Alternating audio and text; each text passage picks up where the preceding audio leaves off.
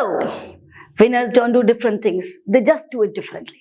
I just believe in this mantra. I'm your economics guru, your mentor, C. Anu Agarwal, and I'm going to help you out get those wonderful scores in your HSC board economics. So guys, till now we have understood elasticity, types of elasticity, how to make the graph, types of price elasticity. अब थोड़ा सा part रह गया है, and that is how do I measure elasticity, right? हालांकि हम इतनी देर से measurement सीख ही रहे हैं, we are following the arithmetical formula, but yes, examination point of view से it can be a longer question, so you'll have to tell the methods.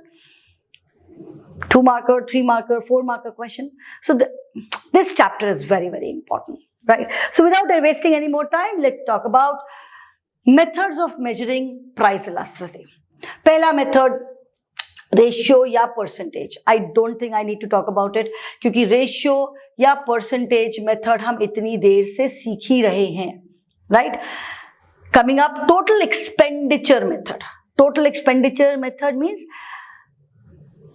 instead of calculating in terms of percentage, I am just trying to find out that what is on the basis of how much I expend on the particular product, I will be able to understand कि वो elastic है कि नहीं.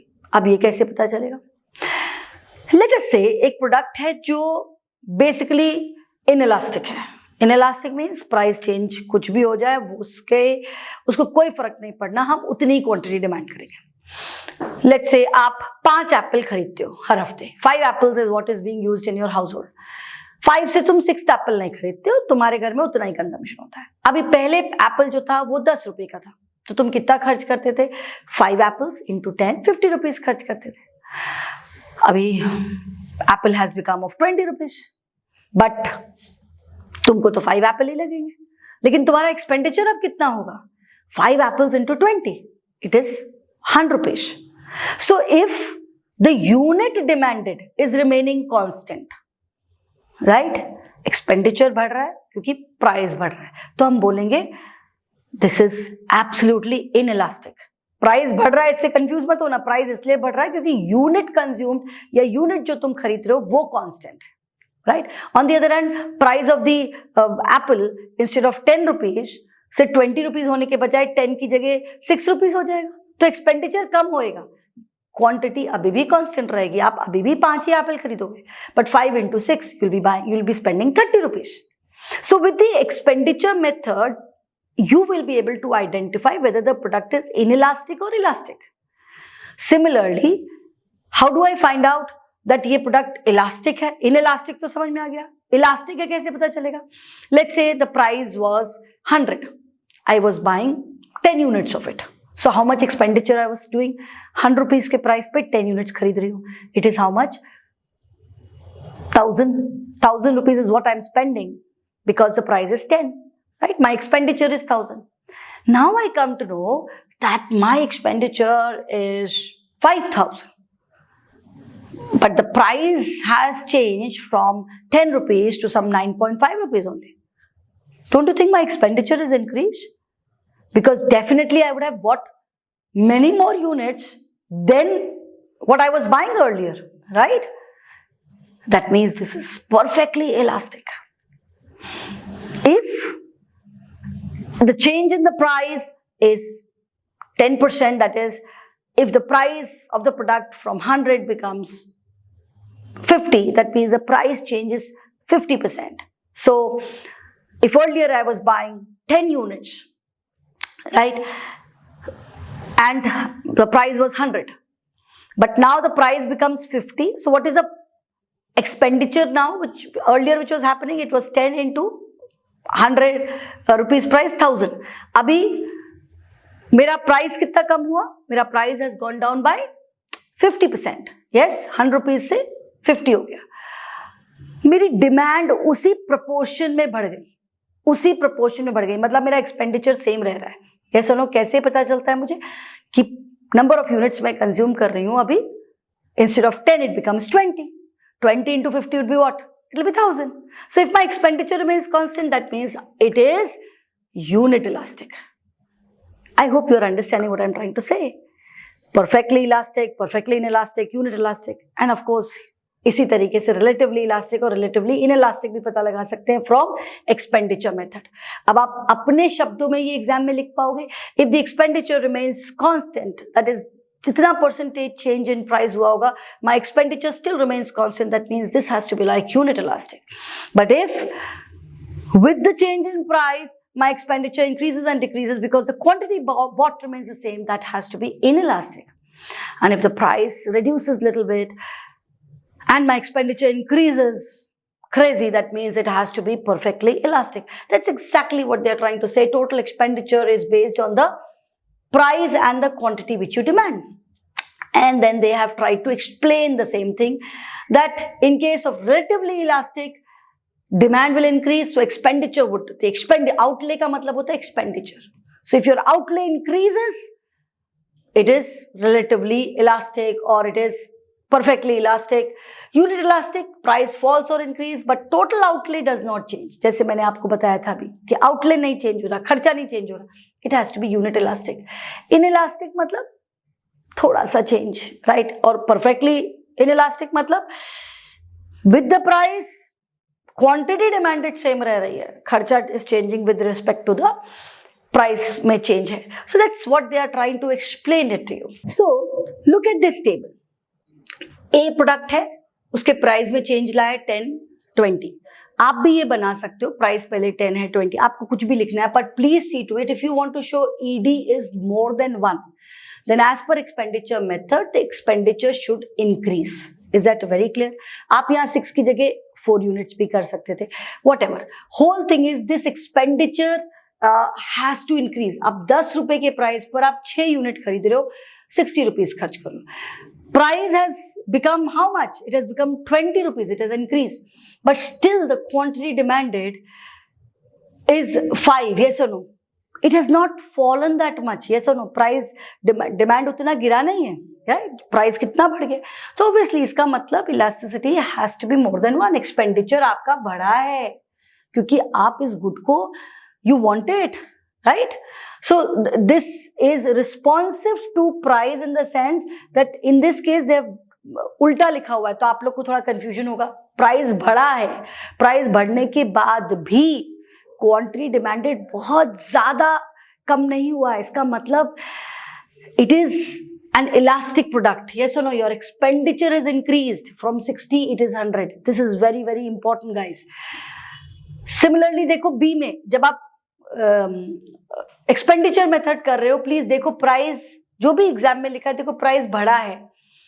Price बढ़ने के बाद भी अगर एक्सपेंडिचर रिमेन्स द सेम, इसका मतलब elasticity would be 1.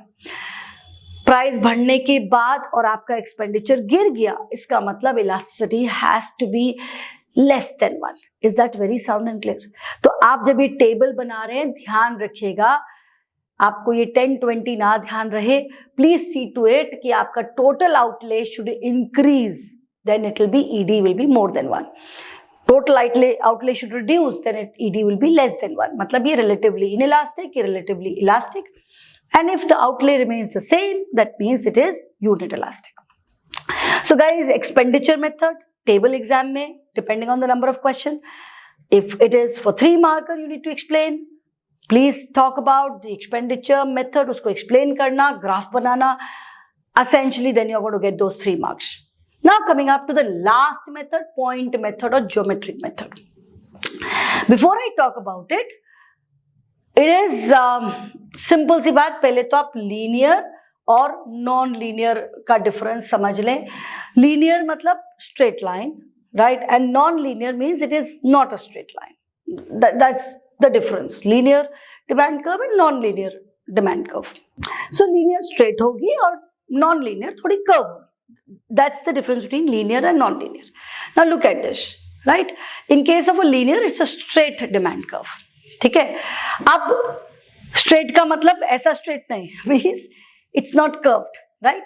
Now exam point of view graph mandatory है, राइट. पॉइंट मेथड क्या कहता है? Lower segment divided by upper segment. Lower segment divided by upper segment is what is defining the elasticity. Is that very sound and clear? Lower segment divided by the upper segment. अब ध्यान से देखिए, look at this graph, let's look at this point P, ठीक है। Point P में can you look at, यहां एक square दो स्क्वायर, यहां पर एक स्क्वायर दो स्क्वायर। आप भी जब एग्जाम में ड्रॉ करें प्लीज ध्यान रखें, यहां पे देखिए दो स्क्वायर है, एक दो, यहां पे स्क्वायर है एक दो, तो लोअर सेगमेंट P से B, P divided by PA, अगर मैं एक सेगमेंट को 2 पॉइंट्स देती हूँ, दूसरे सेगमेंट को 2 पॉइंट्स देती हूँ, या एक सेगमेंट मतलब एक स्क्वायर को 1, दूसरे स्क्वायर को 2, यहां पर भी एक स्क्वायर को 1, दूसरे स्क्वायर को 2, तो 2 divided by 2 is equivalent to 1. Am I sound and clear? Okay. Now look at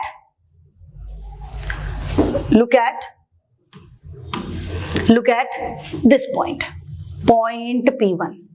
point P1 पे ये सेगमेंट क्या है, अगर मैंने क्या बोला, एक स्क्वायर को मैं 1 नंबर देती हूँ, तो ये सेगमेंट को अगर मैं नंबर 2, तो this is what P1B, P1B इतना सा एक पॉइंट है, एंड अपर सेगमेंट कितना है P1A, can you look at it.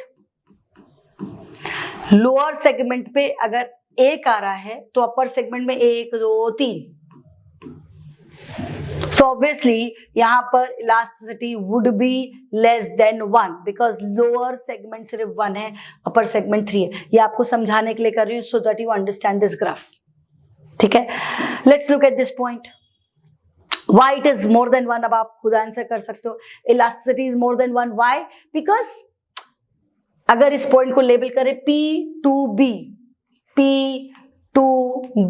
P2B में कितने स्क्वायर जा रहे हैं, अगर एक स्क्वायर को मैंने 1 दिया था तो 1 2 3, यस, और ये क्या है P2A,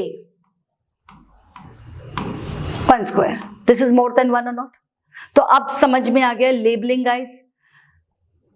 पॉइंट मेथड सिंपल सी बात है, unit elastic, you just have to write it. Labelling exam में ध्यान से करना। Lower segment divided by upper segment is the method which is being used for the purpose of measuring elasticity.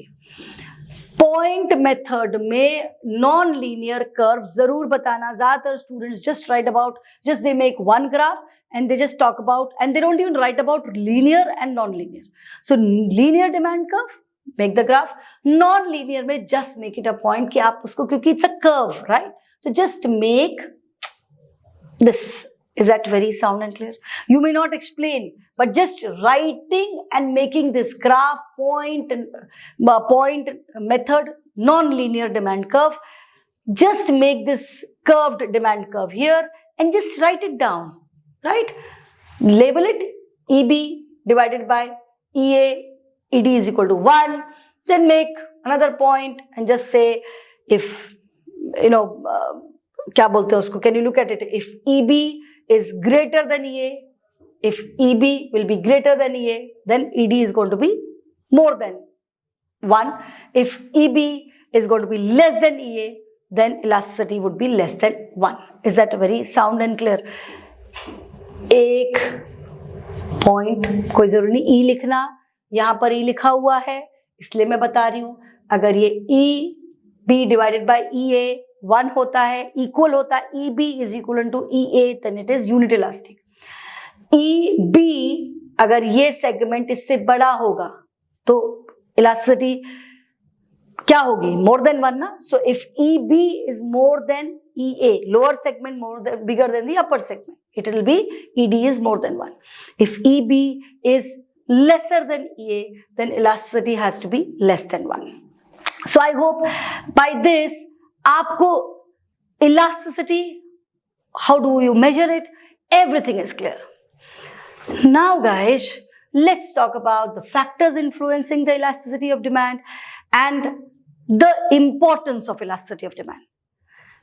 Can we do it in our next class? So I believe all of you would be waiting for my next session. If you're liking my lecture, please like and comment and do share it with your friends, because हर अच्छी चीज को सिर्फ अकेले नहीं enjoy करना चाहिए. Let most of you be benefited by it. So see you in my next class, guys.